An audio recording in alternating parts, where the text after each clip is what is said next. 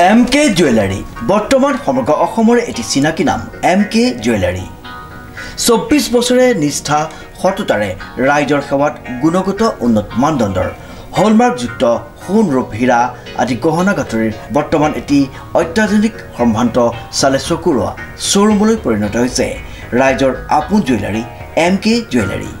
বিয়া বাৰু জন্মদিন বা অন্য কোনো বিশেষ মুহূৰ্তত আপোনজনক যদি সোণ ৰূপ হীৰা বা অন্য যিকোনো গহনা উপহাৰ দিব বিচাৰে তেন্তে MK জুৱেলাৰীক সদায় পাব আপোনালোকৰ কাষত। প্ৰিয় গ্ৰাহকসকলৰ যদি সোণ ৰূপ বা দাম আদি গহনা গাঁথৰিৰ কোনো সমস্যা থাকে তেন্তে আমি আমাৰ নিজা কাৰখানাত ততাতৈয়াকৈ গ্ৰাহকৰ সুবিধাৰ প্ৰতি লক্ষ্য ৰাখি তৎক্ষণাত সমাধান কৰোঁ।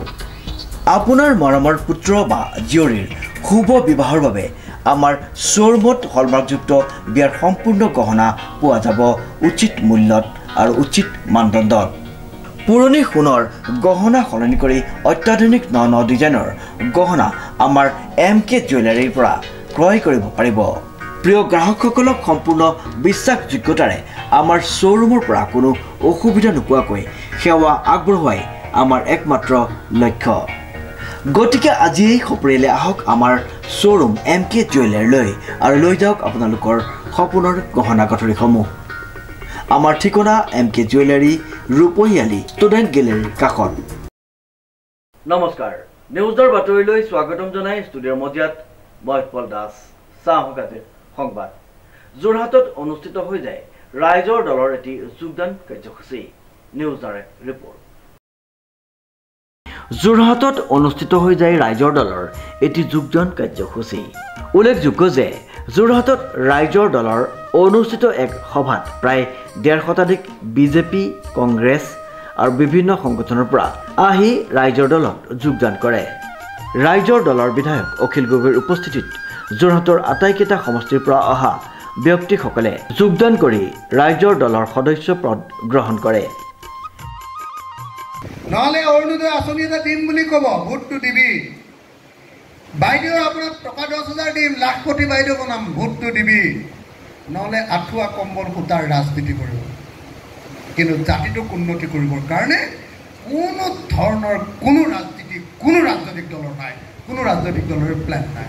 মই আপোনালোকক এটাই কথা ক'ব খুজিছোঁ, ৰাইজৰ দলে যদি কাইলৈ ক্ষমতা দখল কৰিব পাৰোঁ নে নোৱাৰোঁ নাজানো, যদি কেতিয়াবা ক্ষমতা দখল কৰিব পাৰোঁ আৰু 26ত চাগে আমি গোটেইবিলাকে লগ লাগি ক্ষমতা এইবাৰ দখল কৰিম, পাৰিম নে নোৱাৰিম? 26ত বিজেপি যাব যেন ভাৱ হৈছে।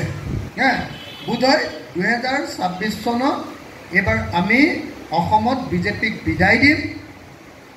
কংগ্ৰেছ, ৰাইজৰ দল, অসম জাতীয় পৰিষদ আটাইবিলাকে মিলি এইবাৰ আমি বিজেপিক বিদায় দিম আৰু এইবাৰ আমি আমাৰ হাতলৈ অৰ্থাৎ বিৰোধী পক্ষ মঞ্চৰ হাতলৈ ক্ষমতা আনিম।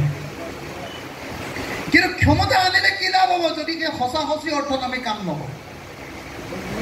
সঁচা সঁচি অৰ্থত যদি আমাৰ প্লেন নাথাকে, ৰাইজৰ দলে, মই বেলেগৰ কথা নাজানো, ৰাইজৰ দলে যদি ক্ষমতা পাওঁ তেতিয়াহ'লে আমি 5টা কাম কৰিম। প্ৰথমতে 5টা কাম। 1 নম্বৰ কাম, 5 বছৰৰ ভিতৰত অসমৰ সকলো পথাৰতে পানী যোগান দিম আৰু কোনো এডাৰা পথাৰ যাতে কোনেও পেলাই ৰাখিব নোৱাৰে তাৰ কাৰণে ব্যৱস্থা গ্ৰহণ কৰিম। নম্বৰ 1।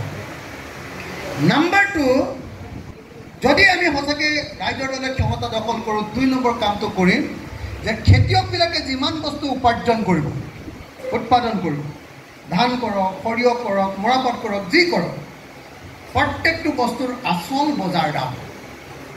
এতিয়া কি হৈছে আমাৰ সমাজখনত, এতিয়া খেতিয়কে যিটো বস্তু বিক্ৰী কৰিবলৈ নিয়ে তাৰ দাম নাই। যেনেকৈ ধৰক ক্ষুদ্ৰ চাহ খেতিয়কৰ পাতটোৰ দাম নাই, কিন্তু চাহপাত আমি যিটো কিনি খাওঁ সেইটোৰ দাম কেতিয়াবা কমিছে নেকি?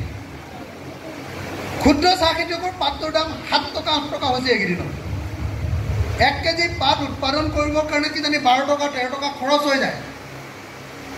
আৰু আমাৰ অসমীয়াকেইটাইতো নিজে হাতেৰেতো নুতুলে আৰু আমি ক্ষুদ্ৰ চাহ খেতিয়ক বুলি যদিও কওঁ, আমি মেনেজাৰে। 3 বিঘা পাত থাকিলেও আমি মেনেজাৰে, হয়নে নহয়? আমি মেনেজাৰ হয়নে নহয় বা কওকচোন, লাজ পাব নালাগে, হয়নে নহয় কথা? নিজৰ ঘৰৰ মানুহকেইটাইতো পাতটো নুতুলোঁ, নিজৰ ঘৰৰ মানুহকেইটাইতো কলম নিদিওঁ, নিজৰ ঘৰৰ মানুহকেইটাইতো সাৰটো নিদিওঁ, ওচৰৰ বাগানৰ মানুহক মাতি আনো হাজিৰা। লাগিলে 4 বিঘা মাটিহে পাওঁ তথাপিও আমি মেনেজাৰ হে আজিৰ দিনটোতো অসমীয়া মানুহ এতিয়া খেতিয়কত থকা নাই আৰু এতিয়া অসমীয়া মানুহ পথাৰত জলপান দিবলৈ দিয়া জাতিত পৰিণত হৈছে অকল পথাৰত জলপান দিবলৈ যায় তাকো চেণ্ডেল পিন্ধি যায় হয়নে নহয় শ্ৰীমন্ত মাধৱ বৰুৱাৰ ৰিপৰ্ট নিউজ নাও